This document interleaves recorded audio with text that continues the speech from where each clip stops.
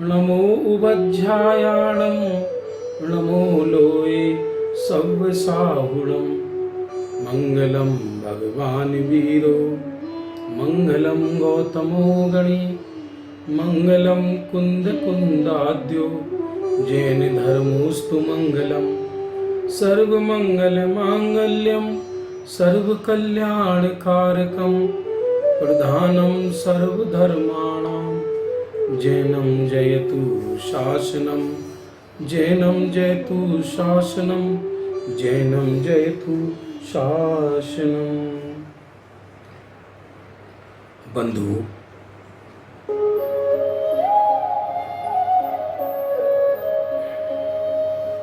भगवान महावीर के निर्वाण जाने के पश्चात इस कली काल में आज के दिन श्रुत का अवतार कैसे हुआ, यह कथा हम आपको सुनाते हैं। जब भगवान महावीर को निर्वाण हुआ था उस समय 3 वर्ष 8 माह 15 दिन शेष थे और उसी दिन गौतम स्वामी को केवल ज्ञान हुआ। सुधर्माचार्य का भी 12 वर्ष का काल रहा, गौतम स्वामी का भी 12 वर्ष का काल रहा और जम्बू स्वामी का 38 वर्ष का काल रहा।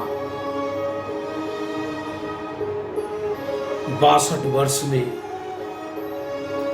3 केवली हुए। इसके पश्चात 100 वर्षों तक 5 श्रुत केवली हुए इस धरती पर। अंतिम श्रुत केवली का नाम भद्रबाहु स्वामी था। 183 वर्षों में 11 अंग और 10 पूर्व के धारी 11 मुनि हुए, जिसमें अंतिम मुनि थे धर्मसेन मुनिराज। 220 वर्षों में 11 अंग के पारगामी 5 मुनि हुए और अंतिम लोहाचार्य हुए। 118 वर्षों में 1 अंग के धारी 4 मुनि हुए और 683 वर्षों तक इस तरह अंगों का ज्ञान सुरक्षित रहा। भगवान महावीर ने जो दिव्य ज्ञान दिया था, वस्तु स्वरूप का ज्ञान दिया था, वह वस्तु स्वरूप का ज्ञान 683 वर्षों तक आचार्य भगवंतों की स्मृति में सुरक्षित रहा। उसके पश्चात क्षीण अंग ज्ञानधारी माघ नंदी आचार्य हुए। उन्हीं की परंपरा में धरसेन आचार्य हुए। वह भी क्षीण अंग के धारी थे। उनको कर्म महापराव्रत का ज्ञान था। धीरे धीरे काल बीतने लगा। एक दिन ऐसा हुआ, धरसेन आचार्य गिरनार पर्वत की गुफाओं में बैठे हुए थे और गिरनार पर्वत की गुफाओं में धरसेन आचार्य को निमित्त ज्ञान से ज्ञात हुआ, हमारी आयु अब थोड़ी रही है। तब मन में उनके करुण टीस उपजी, अरे आने वाले काल में जिनेंद्र भगवान के इस महान धर्म को लोग कैसे ग्रहण करेंगे। व्यक्तियों की बुद्धि नष्ट होती जा रही है। घोर कली काल प्रारंभ होने वाला है। सत्य तो यह है, अपने विषय में दुनिया में सब सोचते हैं, लेकिन प्राणी मात्र के कल्याण की भावना करने वाले कोई महापुरुष ही हुआ करते हैं। उनके मन में एक दर्द उठा, एक करुणा उठी। वो करुणा किसको कहे? वो उस दिन धरसेन आचार्य गिरनार पर्वत की गुफाओं में जो उनके मानसिक विकल्प उठ रहे थे, वो मानसिक विकल्प नहीं थे, वो सच में भविष्य की इतिहास थी। उस गुफा में धरसेन आचार्य नहीं, भविष्य के भावी भाग्य विधाता बैठे हुए थे। तत्काल उनको आवश्यकता पड़ी कि मुझे कोई 2 योग्य शिष्य मिल जाएं, जिससे जो मुझे स्मृति का ज्ञान है वो मैं उनको सिखा दूं और वो उसको लिपिबद्ध कर सके। धरसेन आचार्य में हो सकता है लिपिबद्ध करने की स्वयं की शक्ति ना हो, अथवा आयु थोड़ी रह गई थी, इसलिए उनको विकल्प नहीं था लिपिबद्ध करने का। बस तत्काल आचार्य ने एक पत्र लिखा, अपने मन की बात उसमें लिखी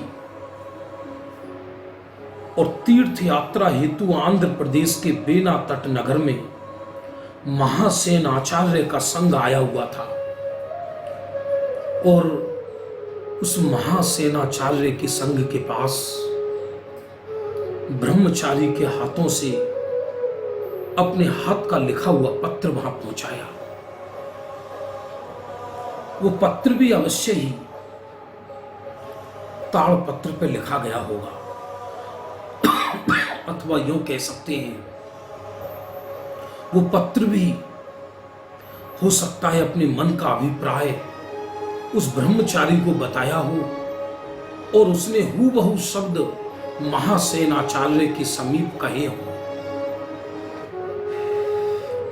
इधर महासेनाचार्य को जब धरसेन आचार्य का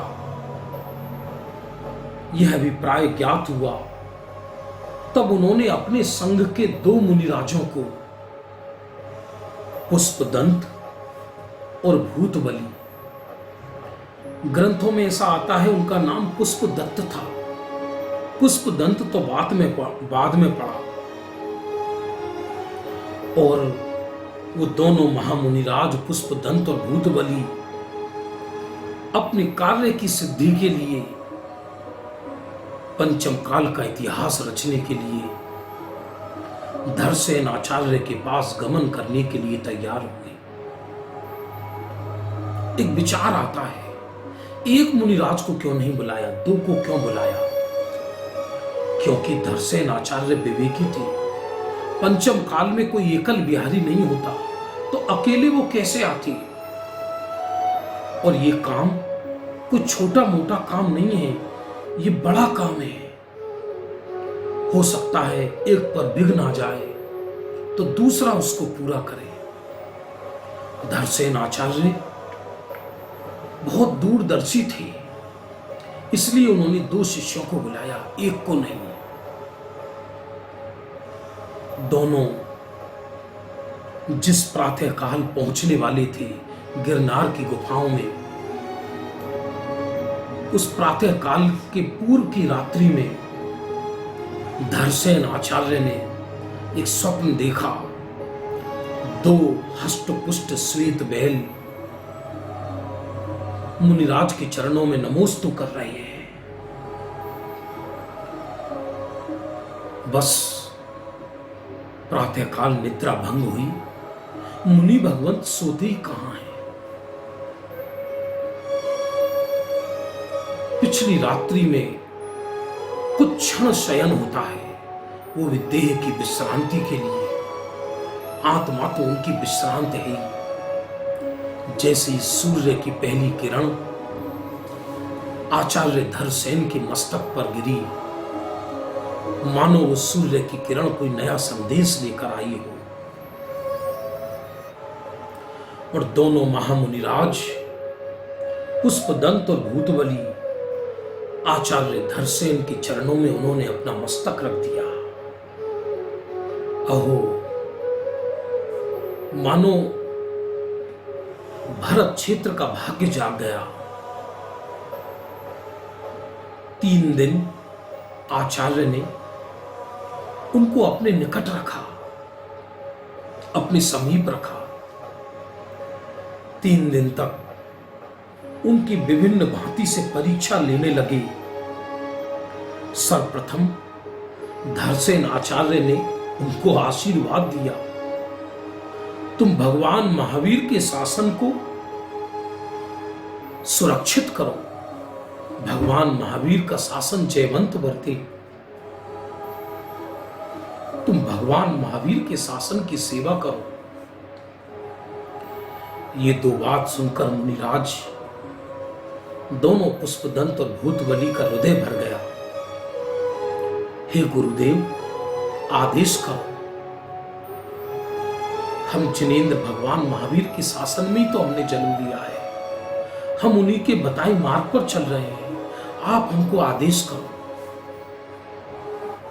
इधर दोनों मुनिराजों को परीक्षा करने के लिए आचार्य धरसेन ने 2 मंत्र दिए। एक मंत्र में एक अक्षर कम था और एक मंत्र में एक अक्षर ज्यादा था। वो उनके विवेक और विनय दोनों की परीक्षा लेना चाहते थे, क्योंकि शिष्य अकेला विनयवंत हो लेकिन विवेकवान ना हो तो भी उससे बृहद कार्य की सिद्धि नहीं हो सकती। विनयवान हो और विवेकवान हो और विनयवान ना हो, उससे भी जिन शासन की रक्षा नहीं हो सकती। जो विनम्रता कायम रखते हुए जिन शासन की रक्षा करे, ऐसे महापुरुष धरती पर बहुत कम हुआ करते हैं बंधुओं। इधर हुआ ऐसा, उन दोनों ने गिरनार पर्वत की गुफा में नेमिनाथ भगवान की निर्वाण शिला पर मंत्रों को साधना शुरू किया। एक मुनिराज के समक्ष काणी स्त्री काणी देवी आई और एक मुनिराज के समक्ष अधिक दांत वाली स्त्री आई। दोनों मुनिराज हतप्रभ रह गए। उन्होंने सोचा, जरूर आचार्य हमारी परीक्षा लेना चाहते हैं। वो चाहते तो आचार्य के पास जा सकते थे। ऐसा शिष्य किस काम का जो बात बात में अपने गुरु का माथा खराब करे। इतने तो वो विनयवान थे और विवेकी भी थे। उन्होंने सोचा, इस कार्य के लिए आचार्य श्री को विघ्न करना उचित नहीं है, वो ध्यान में होंगे। तो उन्होंने अपने जागृत विवेक से, अपनी परीक्षा से, अपनी बुद्धि से उन मंत्रों को सही किया। और जब उन मंत्रों को सही किया तो उधर मंत्र सही हो गए और पुनः उन्होंने सिद्धि की उन मंत्रों की। दोनों मुनिराज के आगे, एक मुनिराज के आगे सर्वांग सुंदर और दूसरे मुनिराज के आगे सर्वांग सुंदर देवी प्रस्तुत हो गई। वो जान गए कि आचार्य ने जानबूझकर हमको ऐसा मंत्र दिया है। उन देवियों ने मुनिराज से पूछा, आप हमारे स्वामी हो, आदेश करो। मुनिराजों को उनसे क्या लेना देना।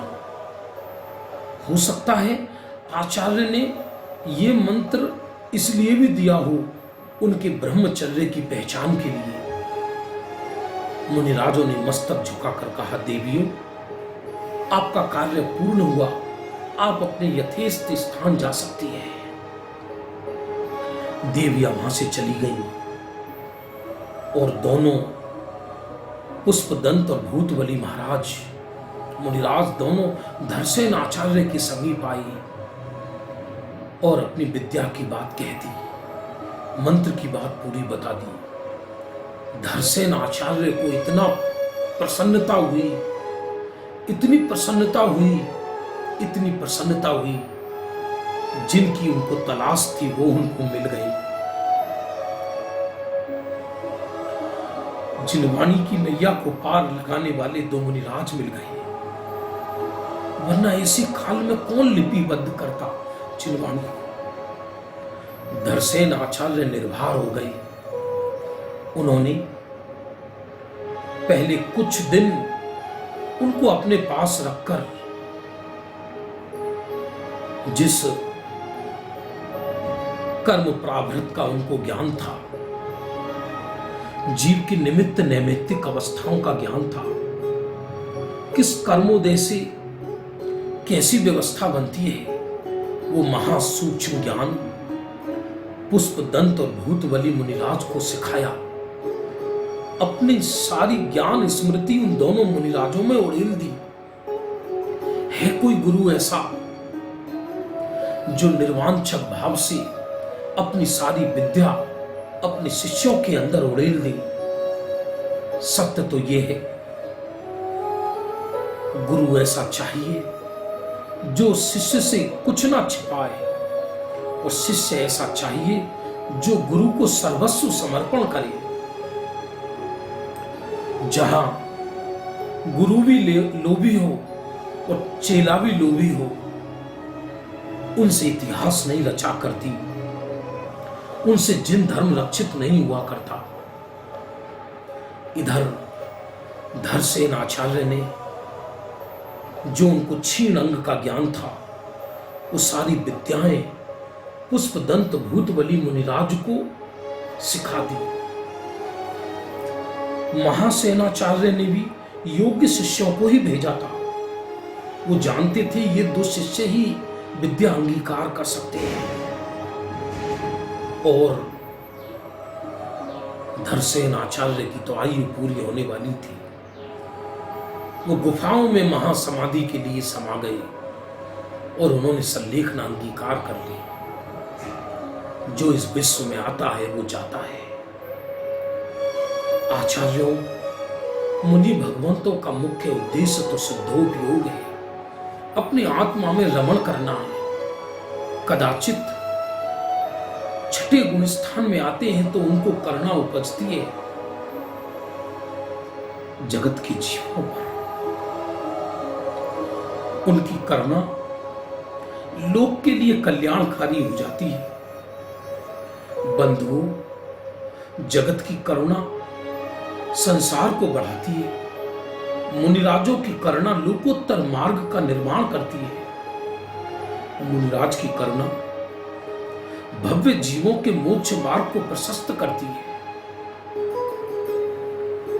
वो महायोगी धरसेन आचार्य ने तो संलेखना ले ली, और अब ये पुष्पदंत और भूतबली मुनिराज दोनों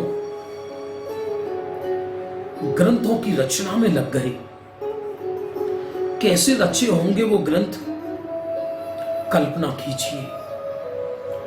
उस समय स्याही नहीं थी, कलम नहीं थी, दवात नहीं थी, छापाखाना नहीं थे। एक मंदिर बनाना सरल है, लेकिन भगवान की वाणी को ताड़ पत्रों पर अवतरित करना महाकठिन काम है।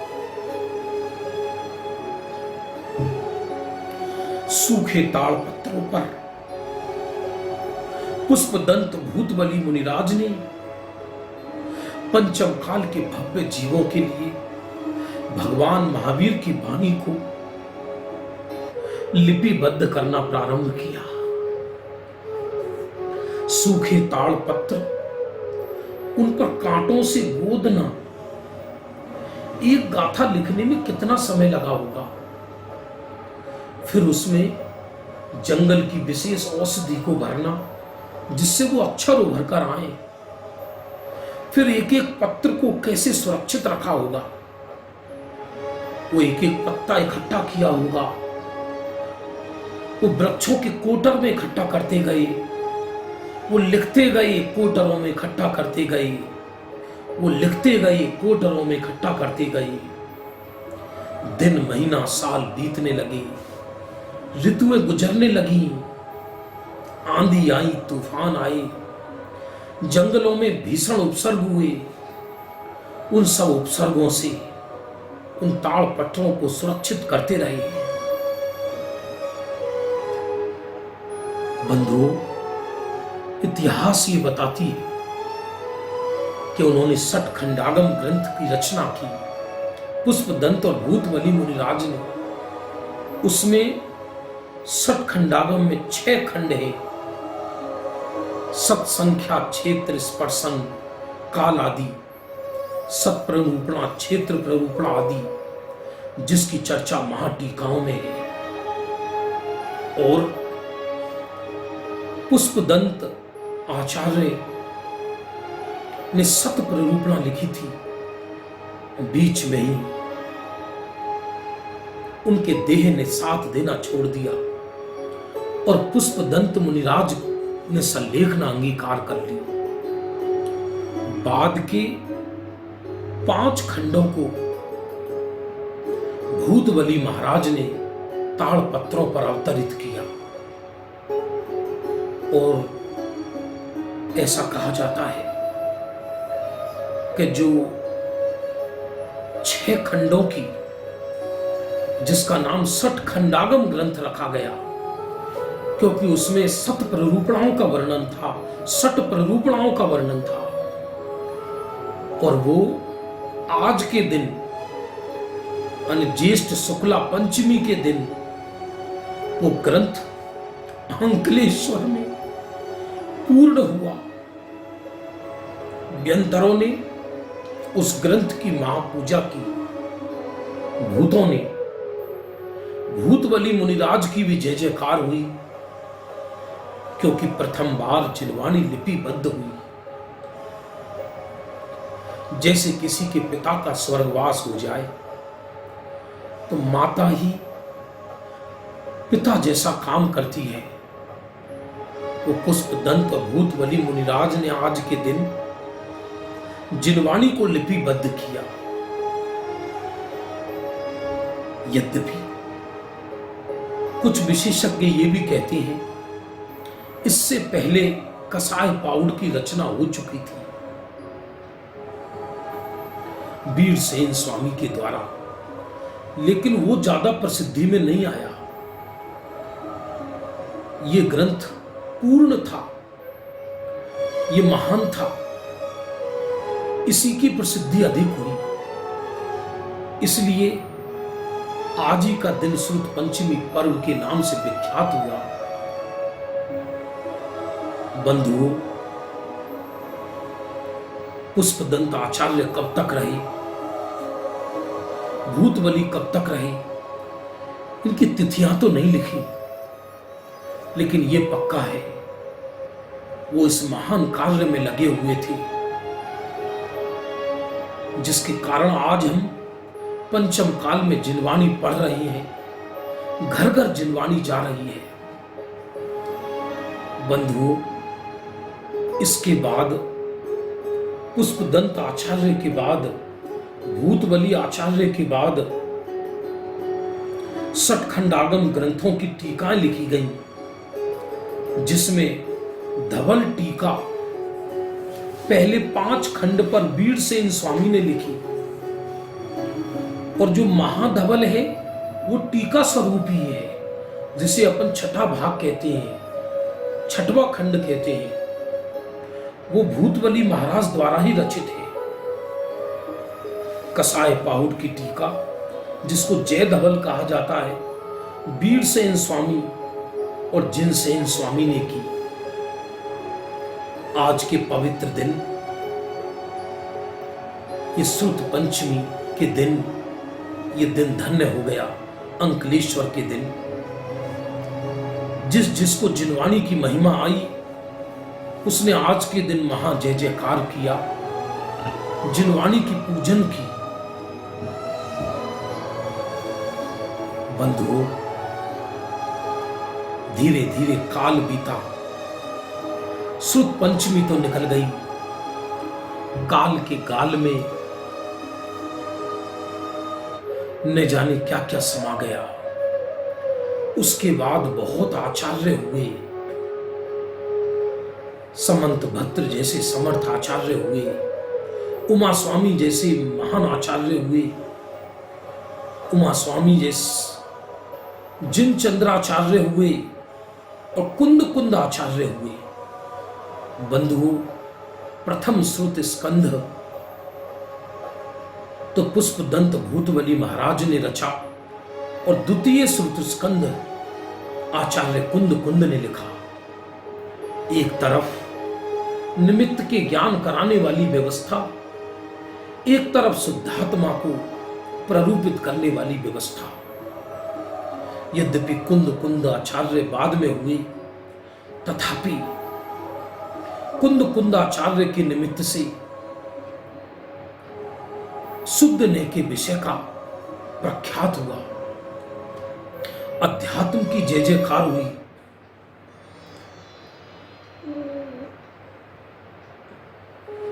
बंधुओं, बाद में तो कुंद कुंद आचार्य भी चले गए। उमा स्वामी महाराज, समंत भद्र आचार्य, धीरे धीरे सारे मुनि और आचार्य भगवंत एक एक करके एक एक निधि हमको सौंप कर जाते रहे। इधर मंदिरों की रचना होती गई, उधर श्रुत की रचना होती गई, पर काल सत्य को कौन नकार सकता है। ऐसा भी काल आया धीरे धीरे कि इस भारत की धरती पर, आर्यखंड की धरती पर अन्य मत ज्यादा अंकुरित होने लगा। जिन मत का लोप धीरे धीरे होने लगा, आदि व्याधियां होने लगी, महामारियां फैलने लगी, विदेशियों के आ जाने से जिन धर्म नष्ट होने लगा, अन्य मत का अधिकार ज्यादा हो गया, जिन धर्म लोप होने लगा, क्रिया कांड में जिन धर्म फंसकर रह गया, जिन मंदिर तोड़े जाने लगे, जिन वाणी को जलाया जाने लगा,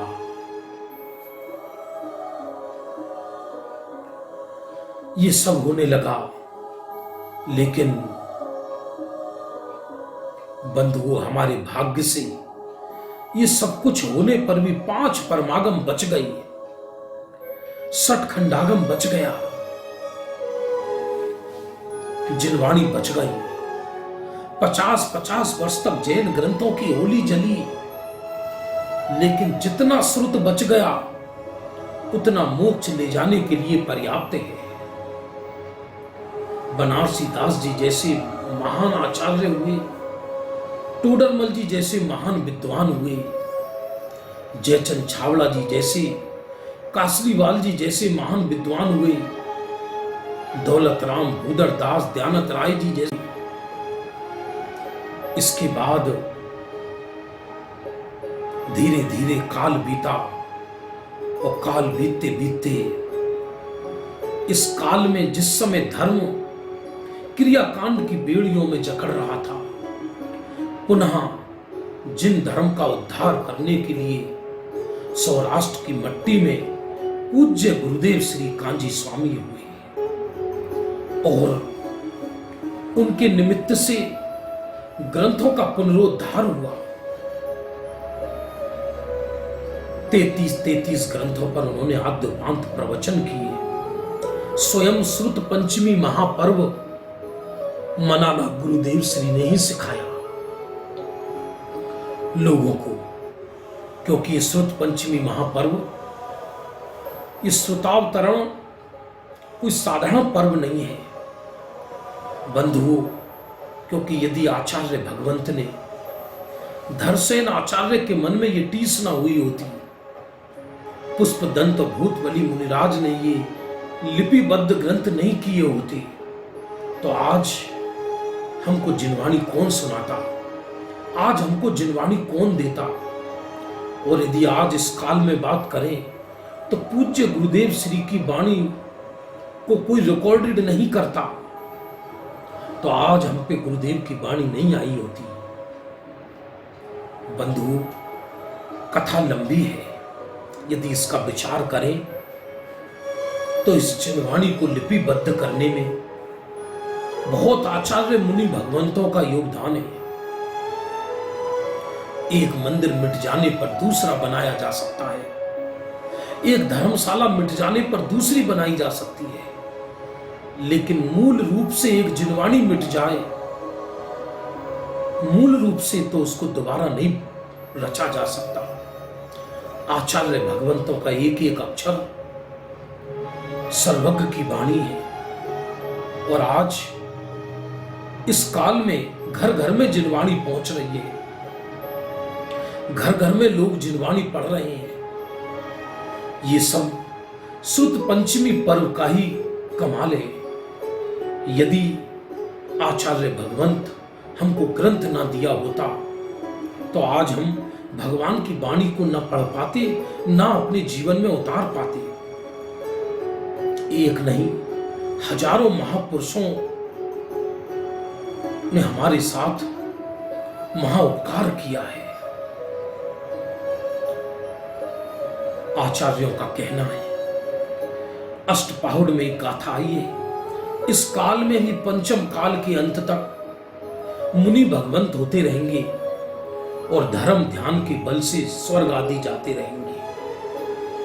पंचम काल के अंत तक जिन धर्म सुरक्षित रहेगा, जिन शासन वस्तु स्वरूप व्यक्ति निष्ठ नहीं वस्तुनिष्ठ है, जिन शासन न कभी समाप्त हुआ है, न कभी समाप्त हो रहा है, न कभी समाप्त होगा। तीनों लोक में एक जिनेश्वर का शासन चलता है। पुण्य पाप के उदय से लौकिक राजगद्दियों पे भले ही कोई बैठे, उससे कोई फर्क नहीं पड़ता, पर तीनों लोक में एक जिनेंद्र का शासन चलता है। और ये जिनेंद्र का शासन अखंड रूप से प्रवर्तता रहेगा। ये धरसेन आचार्य पुष्प दंत भूतबली मुनिराज का उपकार पंचम काल के अंत तक चलेगा। ये कुंद कुंद आचार्य का उपकार पंचम काल के अंत तक चलेगा। ये गुरुदेव श्री का उपकार पंचम काल के अंत तक चलेगा। जिस प्रकार जिस समय देश आजाद हुआ था, उस समय क्रांतिकारी यदि झंडा लेकर जाते थे तो अंग्रेज उनको गोली मार देते थे, लेकिन वो क्रांतिकारी झंडे को नीचे गिरने से पहले दूसरे को वो झंडा संभाल देते थे। उसी तरह एक ज्ञानी जाएगा तो जिन शासन की इस पताका को दूसरे को सौंप कर जाएगा, इसलिए जिन शासन का ध्वज कभी नहीं झुक पाएगा, कभी झुकेगा नहीं। जिन धर्म तो शाश्वत है, वस्तु स्वरूप शाश्वत है, वस्तु स्वरूप को बताने वाले महापुरुष समय समय पर होते रहते हैं और होते रहेंगे। जब तक सूरज और चांद दुनिया में रहेगा, तब तक जिन शासन अमिट रहेगा, क्योंकि सूरज और चांद अनादि निधन है, इसलिए जिन शासन भी अनादि निधन है। जिन शासन को जीवन में उतारने वाले भी होते रहेंगे महापुरुष और कल्याण का मार्ग प्रशस्त करते रहेंगे। आज के दिन के महत्व को समझते हुए हम सब एक प्रतिज्ञा लें कि प्रतिदिन 1 या आधा घंटा जिनवाणी का श्रवण अवश्य करेंगे। हम प्रतिदिन घंटा या आधा घंटा गुरुदेव श्री का प्रवचन अवश्य सुनेंगे। इस काल में हमको समस्त अवसर मिला है। टोडरमल जी की भाषा में कहें तो अब सब प्रकार से अवसर आया है। यह अवसर चूकने जैसा नहीं। इस 25-50 वर्ष की हाड़ मास की जिंदगी महत्वपूर्ण नहीं, अनंत काल का जीवन महत्वपूर्ण है। आओ हम सब इस श्रुत का अवगाहन अपनी परिणति में करें और अपने को मोक्ष मार्ग में लगाकर अपने जीवन को धन्य करें।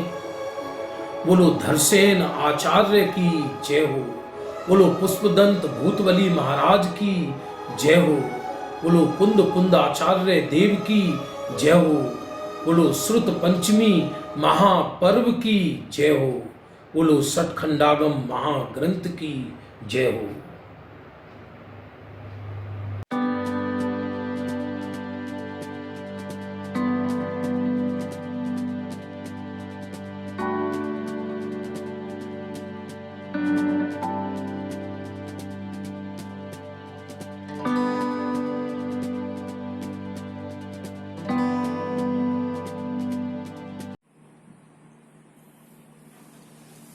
नमो अर्हन्ताणं नमो सिद्धाणं नमो आयरीयाणं नमो वज्झायाणं नमो लोये सौवसाहुणम्।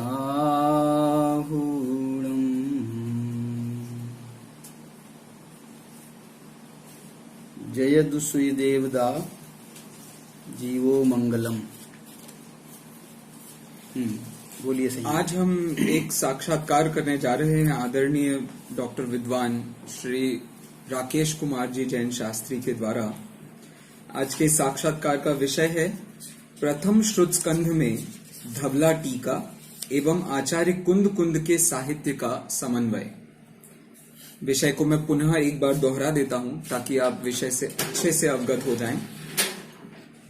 प्रथम श्रुत स्कंध में धवला टीका एवं आचार्य कुंद कुंद साहित्य का समन्वय। ठीक। इस विषय को पढ़ते समझते हुए सभी साधर्मियों की ओर से जो प्रश्न आए हैं वो मैं आपके सामने रख रहा हूं। क्या दोनों परंपराओं में कोई विरोधाभास है कि हमें उनके समन्वय की चर्चा करनी पड़ रही है? तो विषय की प्रारंभिक भूमिका के लिए मैं आदरणीय भाई साहब से निवेदन करूंगा कि वे विषय की भूमिका के संबंध में थोड़ी सी जानकारी दें। देखिए, ये जो विषय है अपने आप में ये विषय ही कुछ संकेत कर रहा है कि हमें दो परंपराओं के बीच में समन्वय स्थापित करना है। समन्वय स्थापित करना है तो इसका अर्थ ही ये हुआ कि उनमें कुछ मतभेद हैं अथवा मतभेद जैसे लगते हैं, विरोध है अथवा विरोधाभास है। तो इसके संकेत जो हैं ये मैं अपनी तरफ से नहीं कहना चाहता हूं। इसके संकेत आचार्य कुंद भगवान ने स्वयं नियम सार की गाथाओं में, शुद्धोपयोग नाम का जो उनका अंतिम अधिकार है, तो 159 से लेकर के 171 गाथाओं में 13 गाथाओं में उन्होंने एक विषय प्रस्तुत किया स्वपर प्रकाशक के संबंध में।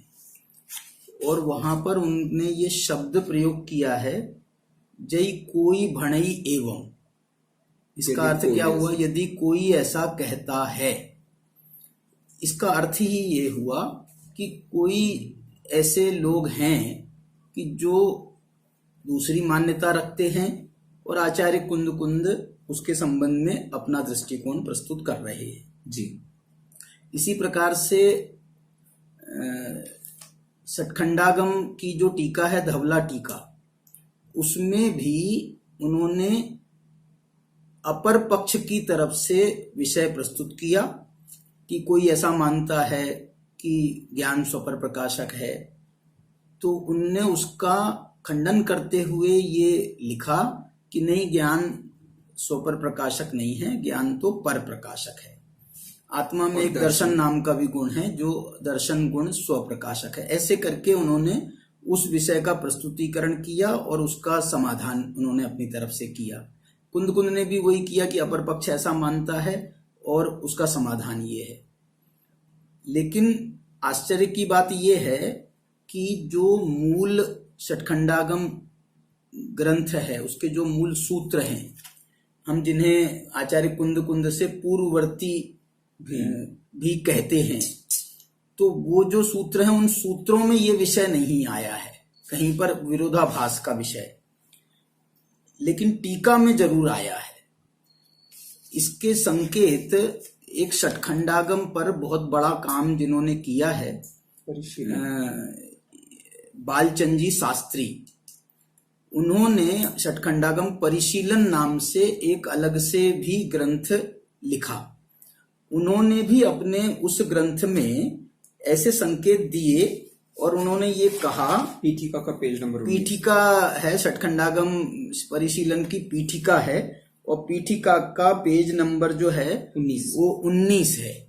उसमें उन्होंने इस बात के संकेत दिए कि जरूर दो ऐसी कोई परंपराएं रही होंगी जिसके कारण से सब जो परंपरा वाले थे उसको उन्होंने संघ भेद भी नाम दिया, गण भेद भी नाम दिया, कि कोई ऐसा संघ भेद रहा होगा। और आपको मैं कुछ इतिहास के कुछ पन्ने टटोलता हूं कि जब अरहद बली ने एक बहुत बड़ा सम्मेलन किया था।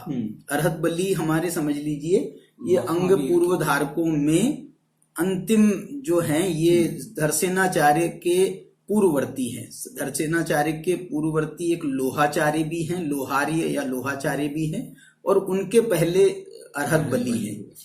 और ऐसी भी संभावना व्यक्त की जाती है कि जब धरसेनाचार्य ने दो शिष्यों को अपने ज्ञान देने के लिए बुलवाया था, तो वो उस समय जिस सम्मेलन में उन्होंने अपना संदेश वाहक भेजा था, वो सम्मेलन भी अरहद बली के द्वारा किया जा रहा था। तो अरहद बली के ही ये डायरेक्ट शिष्य हैं, भूतबली पुष्पदंत कहें। और ये भूतबली पुष्पदंत मतलब ऐसा हम कह सकते हैं, ऐसा लिखा भी है कि वो उनके दीक्षा गुरु हैं। अरहद बली उनके दीक्षा गुरु हैं और उनके शिक्षा गुरु धरसेनाचार्य हैं, भूतबली पुष्पदंत के। ऐसी भी है उसमें मान्यता। लेकिन इसमें मैं जो आपको बात कहना चाह रहा हूं कि अरहद बली के सामने जब उनने महासम्मेलन किया था तो अनेक जगह के आचार्य और सारा मुनि संघ उपस्थित हुआ था वहां पर। तो इसका ऐसा उल्लेख किया गया है कि जब उन्होंने मुनि संघ के जो बड़े बड़े नायक थे उनको जो है अपनी गुफा में जब उन्होंने बुलाया और उनके साथ में जब वो प्राइवेट मीटिंग कर रहे थे, तो उस समय उन्होंने ये विचार बना लिया, उनके मन में ये आ गया कि आगे जा करके ये जो है हम संघ भेद को रोक नहीं सकते हैं किसी भी प्रकार से। और हम संघ भेद को जो है इसलिए जो है हम अपने हाथ से ही इसका उद्घाटन कर जाते हैं। कितने संघों का? तो ऐसे उन्होंने लगभग 10-12 संघों का तो उल्लेख किया है। 10-12 संघों का तो ये परिशीलन में ही उन्होंने उल्लेख किया है। और उसमें जैसे मुख्य नाम मैं आपको बता रहा हूं, एक नंदी संघ की उन्होंने बात कही, एक सिंह संघ की भी बात कही, सूर्य संघ की भी बात कही, सेन संघ की भी बात कही।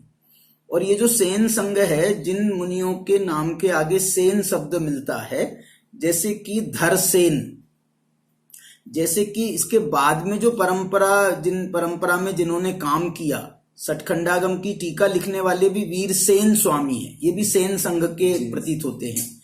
इनकी अधूरी जयजवला टीका को पूरा करने वाले जिन सेन आचार्य हैं, वो भी सेन संघ परंपरा के हैं। इसका अर्थ हुआ कि कोई ना कोई ऐसी बात जरूर थी। और हमको ये बात ज्ञात ही है कि आचार्य कुंद नंदी संघ के थे। आचार्य कुंद का नाम भी पद्मनंदी था। हो सकता है उनके साथ ही, उनके कारण ही इसका नाम नंदी संघ पड़ा हो। तो उनने जो है, लेकिन उनने जो एक बात का संकेत किया है वो ये किया है कि जब हम धवला टीका को देखते हैं, धवला टीका को करने वाले दो लोग हैं, वीरसेन स्वामी हैं और जिनसेन आचार्य भी हैं। और जिनसेन आचार्य जो हैं आदि पुराण के कर्ता भी हैं, हरिवंश पुराण के कर्ता भी हैं।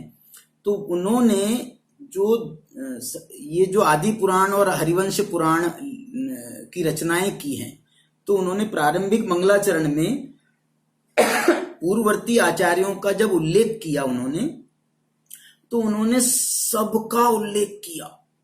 माने बहुत, समंतभद्र का, अकलंक का और कितने आचार्यों का उन्होंने उल्लेख किया। लेकिन बड़े आश्चर्य की बात है कि कुंद इतने बड़े आचार्य होने के बावजूद भी उन्होंने न जिनसेन ने, दोनों जिनसेन, आदि पुराण के कर्ता भी, हरिवंश पुराण के कर्ता भी, और वीरसेन स्वामी धवला टीका के करने वाले। यद्यपि वीरसेन स्वामी ने अनेक जगह पर माने 2-4-5 जगहों पर ही कुंद की गाथाओं का, पंचास्तिकाय की गाथा का अथवा एक प्रवचन सार की गाथा का उल्लेख अपनी टीका में, धवला टीका में किया है, उसको संदर्भित किया है। लेकिन उन्होंने और आचार्यों के तो नाम भी लिए हैं कि भाई उन आचार्य के द्वारा बनाए हुए इस ग्रंथ में ये उल्लेख मिलता है। लेकिन उन्होंने कुंद का नाम नहीं लिया है। इससे कुछ हम संकेत जो है अपने विद्वानों को भी रहा है और उन्हीं को पढ़ करके हम भी आपसे बात कर रहे हैं, इसलिए कुछ ना कुछ बात तो रही है। लेकिन मुझे जो है आज का जो हमारा विषय है वो इनका विरोध उपस्थित करने का नहीं है, बल्कि समन्वय स्थापित करने का है। और ये काम भी हम नहीं कर रहे, ये काम भी द्रव्य संग्रह के टीकाकार जो ब्रह्मदेव सूरी हैं, वो ब्रह्मदेव सूरी ने द्रव्य संग्रह की शायद 44 नंबर की गाथा में की टीका में उन्होंने इस बात के संकेत किए हैं और उन्होंने उसका समन्वय स्थापित किया है स्वपर प्रकाशक का, विशेष रूप से स्वपर प्रकाशक के विषय में। यद्यपि मतभेद जो हैं और भी अनेक विषयों में हैं। जी। जैसे आपको बताऊं, मैं मतभेद के जो बिंदु हैं, मुख्य रूप से मैं 3 बिंदुओं की तरफ ध्यान दिलाना चाहता हूं। एक बिंदु तो है दोनों परंपराओं की शैली का। एक सठखंडागम नाम बता रहा है कि ये आगम शैली का ग्रंथ है, और कुंदकुंदाचार्य के ग्रंथों को आगम नहीं कहा जाता है, उनको परमागम कहा जाता है। ये परमागम जो है ये एक और ऊपर की एक स्टेज है। इसको हम आगम अध्यात्म के नाम से भी समझ सकते हैं कि ये सठखंडागम आगम शैली का ग्रंथ है, और आचार्य कुंद के परमागम जो हैं वो अध्यात्म शैली के ग्रंथ। तो ये आगम अध्यात्म शैली का भी इसमें बहुत बड़ा अंतर है। और इसका जो आधार यदि हम खोजें ना, इसको माने मतभेद के बिंदुओं को यदि हम खोजें, तो एक बिंदु तो मुझे इनके नयों के संबंध में हमको प्राप्त होता है कि सठखंडागम ग्रंथ कहें, उसकी टीका कहें, धवला टीका कहें, इसमें निश्चय व्यवहार नयों के नगण्य इक्का दुक्का नगण्य प्रयोग हैं। पहली पुस्तक में शायद 1-2 जगह हैं, और वो भी अनुवाद करने वालों ने कह दिया, शुद्ध नय शब्द का प्रयोग किया है उन्होंने, निश्चय नय शब्द का प्रयोग नहीं किया। और आगे एक शायद 9वीं पुस्तक में कहीं पर उन्होंने निश्चय नय का भी प्रयोग आया है। माने वीरसेन स्वामी बहुत बाद के आचार्य हैं, ये लगभग 7वीं-8वीं शताब्दी के आचार्य हैं। आचार्य कुंद पहली शताब्दी के आचार्य हैं। तो आचार्य कुंद की शैली से जो है वीरसेन स्वामी को अच्छी तरह से परिचित होंगे।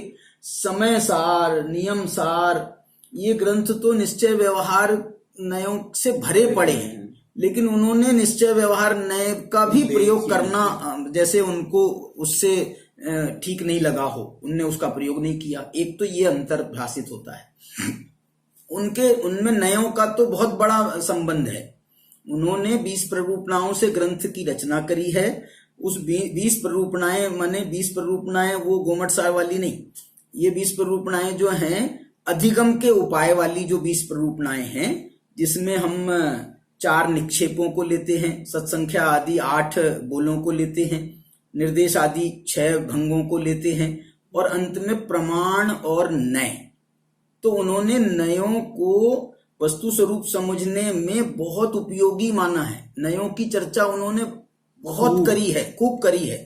लेकिन उनकी जो शैली में नयों की बात आई है, उसमें द्रव्यार्थिक, पर्यायार्थिक और उसके भेद प्रभेद के रूप में नैगमादि जो 7 नय हैं, उनके आधार पर ही उनकी चर्चा मुख्य रूप से केंद्रित रही है। उन्होंने निश्चय व्यवहार शैली का प्रयोग नहीं किया। और दूसरी बात मैं एक और भी समझता हूं कि जो 2-4 जगह पे निश्चय व्यवहार नयों का प्रयोग भी मिल रहा है, तो वहां निश्चय नय का निश्चयात्मक अर्थ में ही प्रयोग है। निश्चयात्मक अर्थ में माने जो बात तो निश्चय से कहनी हो, बिल्कुल वास्तविक बात कहनी हो, औपचारिकता ना हो, जिसमें उतना ही प्रयोग है। आत्माश्रितो निश्चय है, पराश्रितो व्यवहार है वगैरह, ये निश्चय व्यवहार के नयों के प्रयोग तो बिल्कुल ही नहीं है वहां पर। इसलिए जो है वो एक तो ये अंतर है नयों का। दूसरा जो अंतर है वो उनका वो है वो आपको उसके संकेत समय सार की प्रारंभिक गाथाओं में मिलेंगे।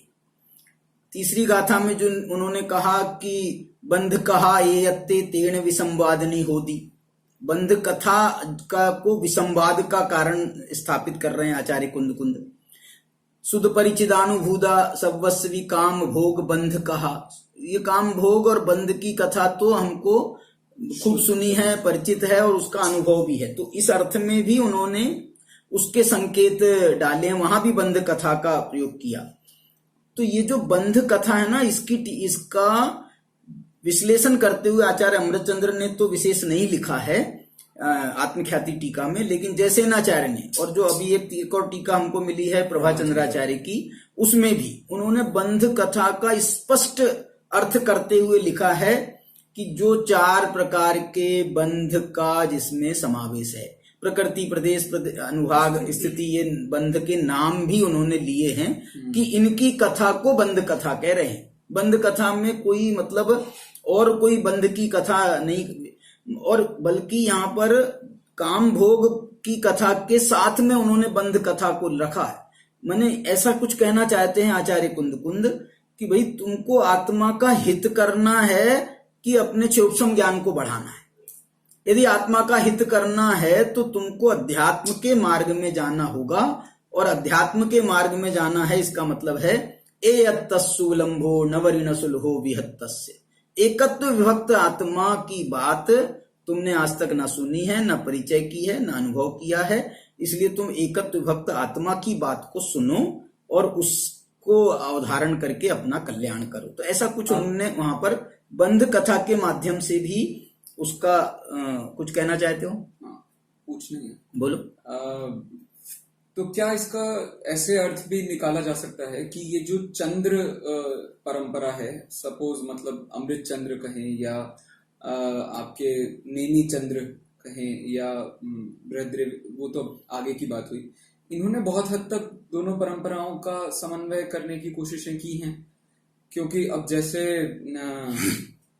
नेमी चंद्र सूरी, मतलब नेमी चंद्राचार्य जो आपके द्रव्य संग्रह के लेखक हैं, जिनको हम सिद्धांति देव भी कहते हैं, तो सूरी नहीं है उनके साथ में शब्द। हाँ। क्योंकि वो जो है ना, उनको तो आचार्य नहीं थे ऐसी स्थापना की जाती है, माने वो उनको ऐसा कहा जाता है। सूरी कहने से तो वो आचार्य हो जाते हैं। और अमृत चंद्र प्योर आध्यात्मिक शैली के आचार्य मतलब मैं तत्वार्थ सार की दृष्टि से भी कह रहा था। तत्वार्थ सार तो तत्वार्थ सूत्र का वो है, तत्वार्थ सूत्र को आप ये कह सकते हो कि इसमें दोनों का समन्वय है जी। गोमठ सार जो नेमिचंद्र सिद्धांत चक्रवर्ती का है, उन्होंने तो खंडागम का ही एक सारांश गोमठ सार के रूप में प्रस्तुत किया है इस अपेक्षा से देखें तो।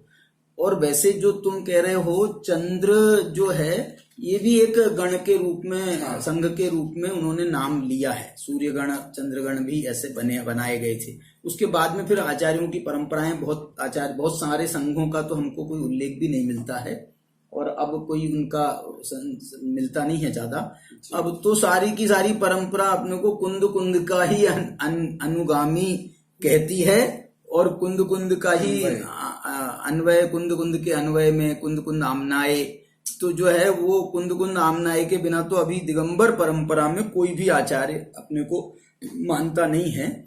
मान्यता भले ही भी कुछ हो, लेकिन सब अपने को कुंद कुंद का ही अनुगामी कहते हैं। आपने 2 अलग अलग मुद्दों को उठाया, एक तो नए प्ररूपणा से इसमें अंतर बताया, दूसरा स्वपर प्रकाशक से बताया। नहीं, एक नए प्ररूपणा, एक बंध कथा वाली बात। मैंने आगम और अध्यात्म शैलीगत अंतर जो है ना, वो उसकी अपेक्षा से उसमें बंध कथा की प्रधानता है। और यहाँ पर बंध कथा आई है, समय सार में भी बंध कथा का उल्लेख है, लेकिन सर्वत्र उन्होंने बंध कथा का निषेध ही किया है। मैंने बंध कथा का बंध की चर्चा को आत्मा से बाहर कर दिया। नयों की परंपरा में निश्चय ने बंध को विषय नहीं बनाता है, ऐसे करके मैंने उन्होंने बंध को गुणस्थान का निषेध किया। देखिए सठखंडागम ग्रंथ जो है गुणस्थान मार्गना स्थान से भरा पड़ा है, और यहाँ पर जो है कुंद कुंद कहते हैं कि आत्मा में गुणस्थान नहीं है, आत्मा में मार्गना स्थान नहीं है, आत्मा में 4 प्रकार का बंध नहीं है, आत्मा में अनुभाग स्थान नहीं है, आत्मा में स्थिति बंध के स्थान नहीं है। वो 29 प्रकार के बोलों में इसकी सारी चर्चा है।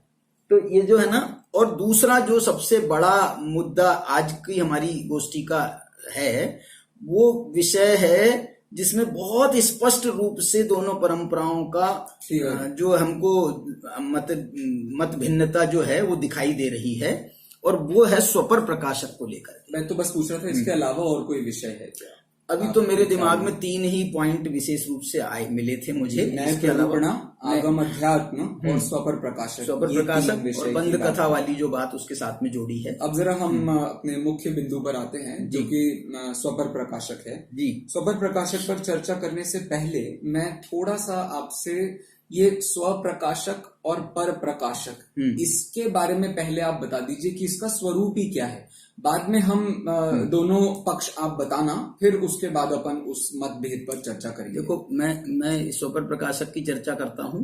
इसके पहले मैं ये जो 2 बातें कही है ना, इनका एक समन्वय स्थापित करना चाहता हूँ। आगम अध्यात्म शैली में भी एक समन्वय है जी, बंध कथा और बंध कथा के निषेध में भी एक समन्वय है जी, और जो नयों के दृष्टिकोण 2 अलग अलग आए हैं उनमें भी समन्वय, बहुत नयों का समन्वय तो बहुत पूर्ववर्ती विद्वानों ने किया है, द्रव्यार्थिक नय, पर्यार्थिक नय और निश्चय व्यवहार नय। तो इन्होंने पूरे नए चक्र लिखे गए। नए चक्र में द्रव्यार्थिक पर्यार्थिक नय का वर्णन किया, निश्चय व्यवहार नयों का भी वर्णन किया, उसके भेद प्रभेदों का वर्णन किया, उसके भेद प्रभेदों का वर्णन किया। बल्कि नए चक्र माइल धवल का जो नए चक्र है उसमें तो वो उन्होंने मूल 2 नयों को कहा, द्रव्यार्थ निश्चय व्यवहार नया मूलिम भेया नयान सब्वाणम, और उसके बाद में कह रहा है दव्वत्थ्य पज्जत्थ्य हेदु तेसिम हेदु भणिया। तो जो है वो जो है उनने द्रव्यार्थिक पर्यार्थिक एक इसमें देखो इसमें संकेत किया उन्होंने कि निश्चय व्यवहार ये मूल नय हैं परमागम, और ये आगम के परमागम के अध्यात्म के मूल नय हैं, और इसके हेतु द्रव्यार्थिक पर्यार्थिक। इसका अर्थ ये हुआ कि आगम जो है वो अध्यात्म की धरातल बनाता है, इसलिए हम आगम का सर्वथा निषेध नहीं कर सकते। दूसरी बात ये कहना चाहता हूं बंद कथा के संबंध में भी, यदि बंद कथा का निषेध समय सार कर रहा है तो हमको ये समझ में तो आना चाहिए ना, पता तो होना चाहिए बंद कथा है क्या चीज। यदि बंद कथा का यदि स्वरूप हमने नहीं जाना, गुणस्थानों का स्वरूप नहीं जाना, मार्गण स्थानों का स्वरूप नहीं जाना, तो आप जो निषेध भी करोगे आत्मा में से, तो फिर वो निषेध भी हमारे को क्लियर नहीं होगा यदि हमको उसका विषय का ज्ञान ना हो। बल्कि एक बात और कहना चाहता हूं, लेकिन मैं उससे बहुत सहमत नहीं भी हूं, कि ऐसा कहा जाता है कि आचार्य कुंद ने षटखंडागम के 3 खंडों पर एक टीका लिखी थी परिकर्म नाम से, लेकिन विद्वानों ने उससे असहमति भी बहुत व्यक्त की है, क्योंकि दोनों की जो शैलियां हैं अंतर, वो शैलियों का अंतर जो है इस बात को अलाउ नहीं करता है, इस बात को स्वीकृति नहीं देता है कि कुंद ने षटखंडागम पर कोई टीका लिखी। ऐसा कोई चरित्र और दूसरा मिलता भी नहीं है ना कि जो इतना प्रभावी हो, कि जो इतना अच्छा लिख सके, जिसको वीरसेन इतना कोट करे। नहीं, वीरसेन ने कोट किया, लेकिन एक जगह भी मैंने आपको पहले ही बताया आचार्य कुंद का नाम कहीं भी नहीं आया। परिकर्म तो आ रहा है, परिकर्म का नाम तो 20 जगह आया है, लेकिन उन्होंने कहीं भी, और मालूम कषाय पाहुड़ जो उसी दर्शनाचार्य के सामने जो दूसरे एक और माने जिनको अंग पूर्व का किंचित ज्ञान था, वो थे, उनका उल्लेख किया। दर्शन माने गुणधर आचार्य का नाम उल्लेख किया, कुंद का बिल्कुल उल्लेख नहीं किया। तो जो है इससे ये कहना मैं चाह रहा हूं कि आगम जो है, हम ये बात स्वीकृत है, हमारे तत्वार सूत्रकार ने अनेक सूत्रों को षटखंडागम के आधार पर लिखा है, और अनेक सूत्र उनके पंच परमागमों के आधार पर लिखे गए हैं। अनेक सूत्र उनके मूलाचार से भी प्रभावित हैं। मैंने 3 मुख्य ग्रंथों की चर्चा आती है अपने यहाँ, क्योंकि जो आगे के जो है ना आपके बंद अधिकार है, नहीं बंद अधिकार का आधार तो षटखंडागम है। जो आगे के आपके आश्रव के कारणों की जो चर्चा है और अतिचार आदि की जो चर्चा है, वो सब जो चर्चा है उसमें मूलाचार का जो है उनने आधार लिया है। 5वां अधिकार जो है तत्वार सूत्र का, वो प्रवचन सार पंचास्तिकाय के आधार पर लिखा गया, तो उन्होंने उसका बहुत समन्वय किया था। और वो समन्वय को फिर बाद में आचार्यों ने बहुत अपनाया भी। उनको इस बात की मानो खुशी हो गई थी बहुत कि इसमें दोनों परंपराओं का समावेश हो गया तत्वार सूत्र में। और तत्वार सूत्र की इसलिए अपने को सब जो है पूज्यपाद ने टीका लिखी, अकलंक ने लिखी, विद्यानंदी ने लिखी, मैंने फिर आचार्य परंपरा में वो बात चली, खूब चली। तो वो जो है, लेकिन इसमें भी एक तो ये बात हो गई। इसी प्रकार से नयों के संबंध में भी द्रव्यार्थिक पर्यार्थिक आगम के नए हैं, तो वो हमारे अध्यात्म के महल को खड़ा करने में वो भूमि का काम करते हैं, वो धरातल का काम करते हैं। धरातल ही नहीं होगा तो महल कहाँ से खड़ा होगा, इसलिए वो बात भी सिद्ध हो जाती है। अब मैं स्वपर प्रकाशक की बात करता हूं।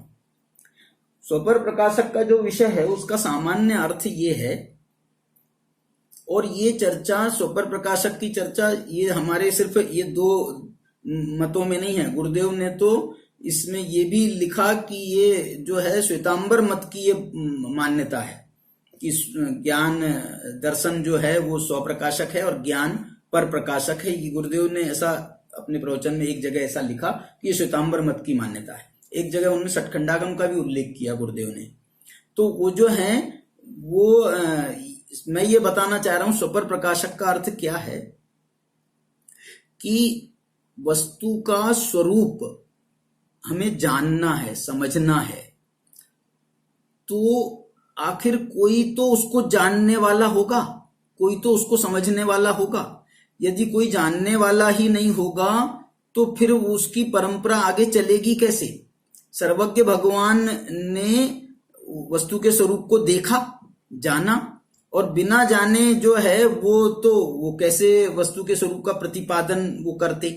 तो इसका अर्थ ये हुआ कि आत्मा में, और आत्मा में ही एक चेतना नाम का जो गुण है, उपयोग नाम का जो गुण है, उसमें जो दर्शनोपयोग, ज्ञानोपयोग, दर्शन चेतना, ज्ञान चेतना, ये जो उसमें उपयोग, ये जो गुण है आत्मा का, ये इसके कारण से, चैतन्य के कारण से वस्तु के स्वरूप को जानने में भी और अपने आत्मा के स्वरूप को जानने में भी, समझने में भी, ये जो गुण हैं इनकी बहुत महत्वपूर्ण भूमिका है। इसलिए ये ज्ञान चेतना, दर्शन चेतना या दर्शनोपयोग, ज्ञानोपयोग, ये जो है वस्तु स्वरूप को जान करके फिर इससे आगे की जो है हमारी परंपरा चली है। इसलिए ये इसमें ये बिंदु आए स्वपर प्रकाशक के। माने यदि पर का प्रकाश किसी रूप में भी, अन्य मतों में ऐसे बहुत मत हैं, मीमांसक आदि मत हैं, तुम्हारे बौद्ध आदि मत भी हैं, जो ऐसा कहते हैं कि ज्ञान जो है अस्वसंवेदी ज्ञानम प्रमाणम, जो है अस्वसंवेदी ज्ञान प्रमाण है। माने स्वसंवेदन ज्ञान को स्वसंवेदन होता ही नहीं है, ऐसी मान्यता है। और उसमें दोष भी यही दिया गया कि भाई एक ज्ञान को यदि फिर बताएगा कौन, तो बोले दूसरे का ज्ञान उसको जानेगा, फिर दूसरे के ज्ञान वो भी खुद अस्वसंवेदी होगा तो उसको कौन जानेगा, तो तीसरा होगा। तो इसमें जो है वो कौन सा दोष कहलाता है? अनवस्था। तो ये इसमें अनवस्था दोष भी बताया गया है। तो ऐसे जो है इसमें, मैं क्षमा चाहता हूँ, एक सेकंड, जी, सॉरी, कुछ समझ में जरा कम आ रहा है मुझे।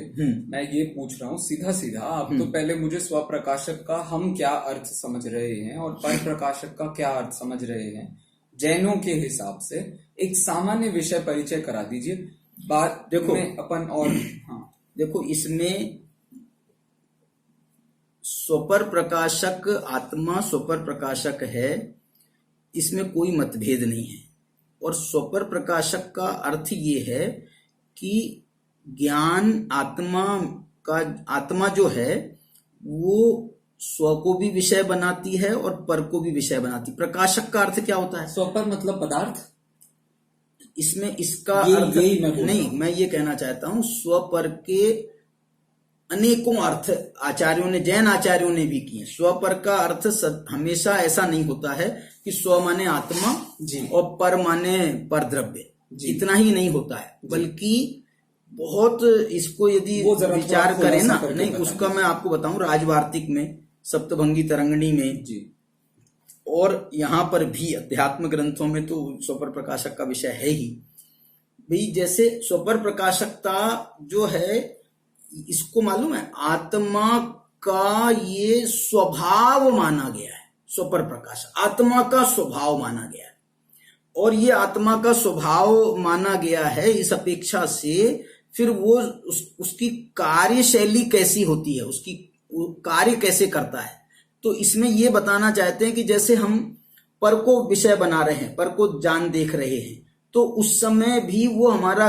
ज्ञान अपना स्वसंवेदन छोड़ नहीं देता है। उसका जो ज्ञान अपना आत्मा है, वो भी जैसे हम कहते हैं ना कि मैंने चश्मे को देखा, है ना, मैंने चश्मे को देखा, तो चश्मा को तो हमने देखा ही, जाना ही, लेकिन इसके साथ में मैं का भी घटम अहम आत्मना वेदमी, मैंने अपना भी हमको ज्ञान होता है। ये इसकी एक सामान्य एक बात है। इसी को तो आचार्यों ने, जब इसको किसी ने नहीं छोड़ा स्वपर प्रकाशक को, लेकिन इस स्वपर प्रकाशक को जो एक परंपरा है वो ये कह रही है कि आत्मा में दो गुण है ना, एक दर्शन गुण एक ज्ञान गुण है, तो दर्शन गुण को स्व का प्रकाश करने का काम सौंप दिया जाए, और जो है ज्ञान को पर को जानने का काम हो जाए। तो उनने इस प्रकार से आत्मा की स्वपर प्रकाशकता को स्थापित किया। आचार्य कुंद ने आत्मा की स्वपर प्रकाशकता को ऐसे स्थापित किया है कि आत्मा स्वपर प्रकाशक है, इसलिए आत्मा का जो दर्शन नाम का गुण है या दर्शनोपयोग है वो भी स्वपर प्रकाशक है, और ज्ञान भी स्वपर प्रकाशक है। ऐसा क्योंकि उसके स्वपर प्रकाशक के बिना तो आत्मा का काम चलना नहीं है। यही तो एक समन्वय का बिंदु है कि भाई वो ज्ञान दर्शन से जा रहे हैं या आप जो है स्वपर दर्शन, दोनों को स्वपर प्रकाशक मान के चल रहे हो। इसमें भी वास्तविकता एक और बताना चाहता हूं मैं आपको कि ये जो स्वपर प्रकाशक का जो असल में मतभेद भी जो आया है ना, वो मतभेद ऐसे आया है कि हम यदि स्वपर प्रकाशक ज्ञान की जो है ना जानता है ज्ञान, तो उसकी जानने की जो प्रक्रिया पर यदि हम ध्यान देवें, तो उस प्रक्रिया से ये दोनों जो धारणाएं हैं, अवधारणाएं हैं, इन दोनों का समावेश उस प्रक्रिया के अंतर्गत बहुत अच्छे से समाविष्ट हो जाता है। और वही बात जो है द्रव्य संग्रहकार ने भी, टीकाकार ने भी बताने का प्रयत्न किया है। प्रक्रिया क्या होती है कि ज्ञान, देखो ये ज्ञान भी दो ज्ञानों की हम मुख्य रूप से बात करेंगे। एक ज्ञान तो है केवली भगवान का, केवल ज्ञान भी है, उनके पास में केवल दर्शन भी है, उनके पास में एक ही समय में सारे लोकालोक को जानने की क्षमता है, और लोकालोक के साथ में अपनी आत्मा को जानने की भी क्षमता है, और जानने की भी क्षमता है, देखने की भी क्षमता है। ऐसी उनका पूरा केवल ज्ञान है। ऐसी जो है वहां तो ये प्रॉब्लम नहीं आ रही है, उतनी ज्यादा उसमें दिक्कत नहीं है। दिक्कत कहाँ है? हमारे क्षोभसम ज्ञान में। हमारे क्षोभसम ज्ञान को एकदम से युगपत जानने की क्षमता नहीं है, तो हमको क्रम से जानना होता है। अब क्रम से जानना होता है तो किस क्रम से जानना होगा आप बताओ। तो ये जो सामान्य जो व्याख्या है हमारे सूत्र की, सत्तार सूत्र की टीकाओं में भी सामान्य व्याख्या जो है वो ये है कि हमको एक, पहले तो किसी भी पदार्थ को हम जानते हैं तो हमको उसका एक सामान्य अवलोकन होता है। उसके बाद में हम जब उसकी और उसमें उपयोग को एक केंद्रित करते हैं, और उस उपयोग की केंद्रीकरण की प्रक्रिया में जैसे मति ज्ञान की बात हम करें तो फिर उसके बाद में अवग्रह होता है, फिर ईहा होती है, फिर अवाय होता है, फिर धारणा होती है। इस प्रकार से हम उस ज्ञान को डेवलप करते हैं। दर्शनोपयोग भी जो सामान्य अवलोकन करता है, वो सामान्य अवलोकन करता हुआ वो ऐसे नहीं अवलोकन कर लेता है कि बस सामान्य अवलोकन किया, वो भी अपने सामान्य अवलोकन को करने में अंतर्मुहूर्त का समय लेता है। दर्शनोपयोग में भी काल जो है एक समय का नहीं है। दर्शनोपयोग में, छद्मस्त के दर्शनोपयोग में काल जो है वहां भी असंख्यात समयों का काल है। तो वहां पर भी दर्शनोपयोग उत्तरोत्तर विकसित हो रहा है। और विकसित होने का अर्थ क्या हुआ बताओ? विकसित होने का अर्थ ये है कि वहां भी सामान्य से विशेष की ओर वो आगे आगे जा रहा है। जब वो इतना सक्षम हो जाता है कि फिर वो ज्ञान जो अवग्रह में उसका प्रवेश हो जाता है। तो अवग्रह में जैसे ही प्रवेश होता है तो उसको कुछ है ऐसा अवभाषण हो जाता है। फिर कुछ है में फिर जिज्ञासा पैदा हो जाती है जिसको अपन इहा कहते हैं, और जिज्ञासा का समाधान हो जाने पर अवाय हो जाता है। कालांतर में उसको नहीं भूलना, उसका नाम हम धारणा कहते हैं। इस प्रकार से ये मति ज्ञान की प्रोसेस। इसी प्रकार से अवधि दर्शन पूर्वक अवधि ज्ञान होता है, उसमें भी ऐसा दर्शनोपयोग पूर्वक ज्ञानोपयोग की प्रक्रिया है। वहां पर अवग्रही या अवाय धारणा नहीं कहा गया है, लेकिन वहां पर भी अवधि दर्शन पूर्वक अवधि ज्ञान तो कहा ही गया है। मन परे ज्ञान के पहले वो इसकी आवश्यकता नहीं मानी गई, श्रुत ज्ञान के पहले भी इसी प्रकार इसकी आवश्यकता नहीं मानी गई। मति ज्ञान और अवधि ज्ञान के पहले दर्शन होता है, केवल ज्ञान और केवल दर्शन तो एक साथ ही हो जाते हैं। तो इसमें जो है ये प्रक्रिया में मैं ये कहना चाहता हूं, धवलाकार ने भी जो बिंदु दिया है वो बहुत ही अप्रिशिएबल है। वो क्या कहते हैं कि भाई हम जब किसी पदार्थ को देखने जाते हैं तो हम अपना आत्मावलोकन पहले करते हैं। क्या आत्मावलोकन करते हैं कि भाई ये मैं इस पदार्थ को देखने जाऊं कि नहीं जाऊं, जाऊं तो मैं जानने में सक्षम हूं कि नहीं हूं, और जाऊं तो मेरे को किस रूप में इसमें जो है उसको जानना है, समझना है, जो भी है वो अपना आत्मावलोकन करके वो फिर पूरी तैयारी के साथ वहां पर का ज्ञान करने जाता है। इसलिए वो ये कहते हैं कि आत्मावलोकन पहले होता है, उसका नाम दर्शनोपयोग है, और जो हमको पदार्थ का ज्ञान होता है उसका नाम पर है। इसकी जो आप ये पूछा था ना अभी संयम जी ने, स्व और पर का भेद, ये स्व और पर का जो मैं भेद बताना चाह रहा हूं आपको, इसकी चर्चा धवला में तो विशेष रूप से मिली नहीं, लेकिन इसकी तत्वार्थ सूत्र की जो टीकाएं हैं, तत्वार्थ वार्तिक है, उसमें इस बात के बहुत अच्छे संकेत हैं। वो कौन सा सूत्र है, शायद मेरे अंदाज से ये अवग्रह या अवाय धारणा वाला इस सूत्र में है, या कोई सूत्र में उसकी चर्चा आई है। कोयम स्व कोयम परो, ऐसा इसमें वहां पर प्रश्न पूछा है। तो उन्होंने स्व और पर के लिए जो बताया है ना, तो आत्मा स्व है तो परद्रव्य पर है। फिर बाद में उन्होंने स्व और पर को आत्मा पर ही घटाया है, माने आत्मा में के अनंत गुण हैं, तो एक गुण जो है वो स्व है, तो उसके लिए दूसरा गुण पर है। पर्यायों में भी जो स्वयं की जो पर्याय है वो एक गुण की पर्याय स्व है, तो अन्य गुणों की पर्याय वो पर हैं। अथवा एक गुण की ही भूतकाल की और भविष्य काल की पर्याय, उनको पर कहा, और जो वर्तमान काल की पर्याय है वो स्व है। बल्कि और जो बहुत सूक्ष्मता का जो प्रयोग है वो ऐसा प्रयोग किया गया कि ज्ञान होता है, ज्ञान दो प्रकार का ज्ञान माना गया, एक ज्ञानाकार ज्ञान और एक गेयाकार ज्ञान। और यदि ज्ञानाकार को हम स्व कहें तो गेयाकार जो उसी ज्ञान में गेयाकार बन रहा है उसको पर कहा गया। गेयाकार, गेय को नहीं, पर गेय को नहीं, जो पर गेय संबंधी गेयाकार ज्ञान में बना है उसको भी पर माना गया। तो ऐसे करके गुरुदेव भी ऐसा कहते थे कि आत्मानुभूति के समय स्वपर क्या होगा। तो उन्होंने कहा आत्मानुभूति के समय स्वपर की बात ऐसी है कि ज्ञान में यदि घटाएं तो ज्ञान स्वपर प्रकाशक है, और स्वपर प्रकाशक है तो उसी समय वो ज्ञान जो है वो ज्ञान को जान रहा है, ये उसका स्व प्रकाशक बना है। और ज्ञान ही उसी समय जो आनंद की अनुभूतियां हो रही हैं उस आनंद की अनुभूति को जान रहा है, तो वो पर प्रकाशक है। अथवा हम दूसरी अपेक्षा से कहें तो जो दृष्टि है उस समय अवलंबन लिया जा रहा है, तो जिसका अवलंबन लिया जा रहा है वो सामने है, वो गेयाकार रूप में है, तो वो जो है वो पर हो गया उसके लिए।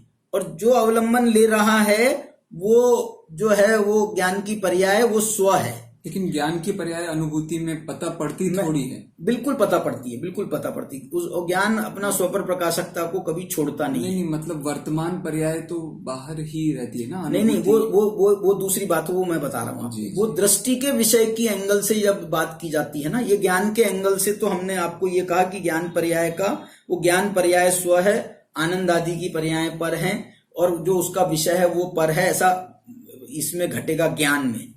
लेकिन यदि इसी बात को हम दृष्टि के विषय की अपेक्षा से कहें अथवा सम्यक दर्शन की अपेक्षा कहें, दृष्टि की अपेक्षा कहें, तो दृष्टि जो है वो त्रिकाली ध्रुव भगवान आत्मा को ही स्व मानती है। तो उसने जो है वो स्वयं पर्याय जो दृष्टि है, वो दृष्टि ही वो दृष्टि के विषय में उसका नहीं होने से वो पर हो गई।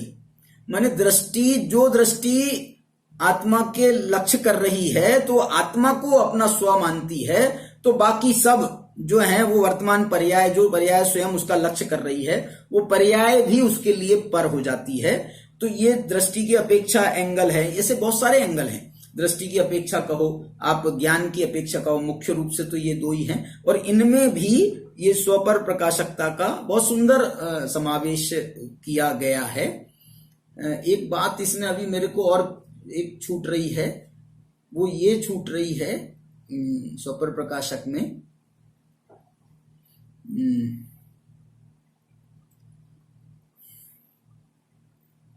एक बात, हाँ, विशेष रूप से जो बात मैं बताना चाहता हूं आपको कि उन्होंने धवला में और धवला का और कुंद कुंद की का जो समन्वय की बात हम करना चाहते हैं, तो धवलाकार जो ये दर्शन और ज्ञान में वो स्थापित करते हैं, तो उनका एक बहुत अच्छा उसमें बात आती है। और वो ये कहते हैं कि जो स्वप्रकाशकता है ना, वो दर्शनोपयोग में है। वो दर्शनोपयोग उसी विषय का होता है जिस विषय के साथ में हमारा तन्मयता होती है। इसलिए वो जो है, बल्कि स्पष्ट उन्होंने परिभाषा में ये लिखा है कि जो स्वसंवेदी ज्ञान है, स्वसंवेदन करने वाला है, वो दर्शन है। स्वसंवेदी ज्ञान की बात धवलाकार नहीं कह रहे, जो स्वसंवेदन करने वाला है वो दर्शन है, और जो पर का ज्ञान करने वाला है वो है। इसलिए जो है ज्ञान जो है ना, हमने भी माना, सबने माना है कि दर्शन निर्विकल्प होता है, ज्ञान सविकल्प होता है। ज्ञान की सविकल्पता केवल ज्ञान तक में चलती है। इसलिए वो जो सविकल्पता है, उस सविकल्पता में अनंत लोकालोक का ज्ञान भी उसको हो रहा है, लेकिन वो लोकालोक जो है वो केवल ज्ञान के स्वसंवेदन का विषय नहीं बन रहा है। इसलिए उन्होंने कहा कि भाई ये ज्ञान में हम कहाँ दो भेद करने जाएंगे, कहाँ भेद करने जाएंगे, तो ज्ञान को उन्होंने अकेला अस्वसंवेदी जो है वो ज्ञान कह दिया, और वहां पर भी स्वसंवेदन करने वाली एक चीज है, उसका नाम दर्शन है। तो दर्शन जो है वो अपना स्व का संवेदन करता रहता है। अब इसी बात को आचार्य कुंद कुंद ने यहां पर गुण के माध्यम से ना कहते हुए उन्होंने निश्चय व्यवहार नयों का प्रयोग किया। ये तो इनकी मुख्य बात है कि निश्चय नय ज्ञान ही ज्ञान निश्चय नय से स्व का प्रकाशक है, और ज्ञान व्यवहार नय से पर का प्रकाशक है। और दो गाथाएं नियम सार की तो ऐसा कहती हैं कि यदि दर्शन को ज्ञान निश्चय नय से ज्ञान को स्वप्रकाशक कहा जाए, स्वप्रकाशक ही कहा जाए, ज्ञान को निश्चय नय से स्वप्रकाशक ही कहा जाए, तो इसमें कोई दोष नहीं है। और यदि ये ज्ञान निश्चय नय से स्वप्रकाशक है तो दर्शन भी स्वप्रकाशक है निश्चय नय से, और आत्मा भी स्वप्रकाशक है निश्चय नय से। और कमाल तो तब हो गया जब उनने 169 नंबर की गाथा में ये कहा कि यदि व्यवहार नय से ज्ञान को पर प्रकाशक कहा जाए, पर प्रकाशक ही कहा जाए, तो इसमें भी कोई दोष नहीं है। माने ज्ञान आत्मा को नहीं जानता,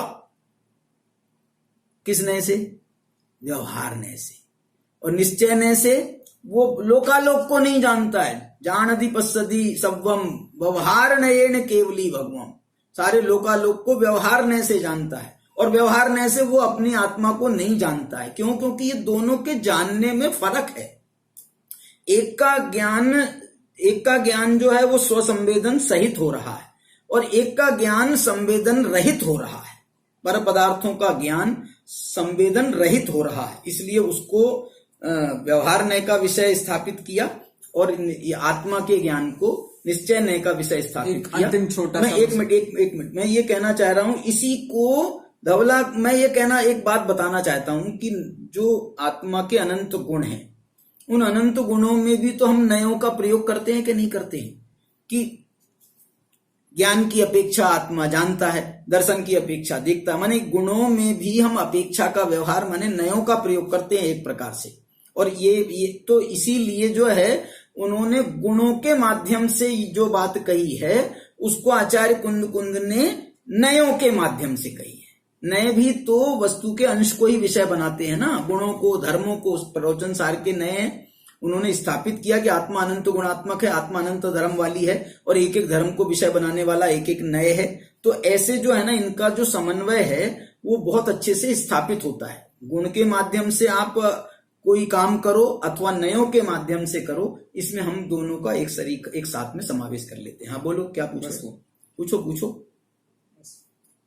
चलिए, तो ये इस प्रकार से जो हमारा विषय है, ये स्वपर प्रकाशक का विषय भी, और इस विषय का जो है कोई प्रकार का अपने मन में जो है आचार्यों के प्रति कोई प्रकार का वो ना रखते हुए, दुर्भाव ना रखते हुए, दोनों परंपराओं का खूब अच्छी तरह से सम्मान करते हुए, और हमको समन्वय के साथ ही चलना चाहिए। और उसको समन्वय के साथ चलने में ही वास्तव में वस्तु स्वरूप की भी सुरक्षा है, और हमारे संस्कृति की भी सुरक्षा है, धर्म की भी सुरक्षा है, परंपरा की सुरक्षा है, इसलिए मोक्ष मार्ग की सुरक्षा है।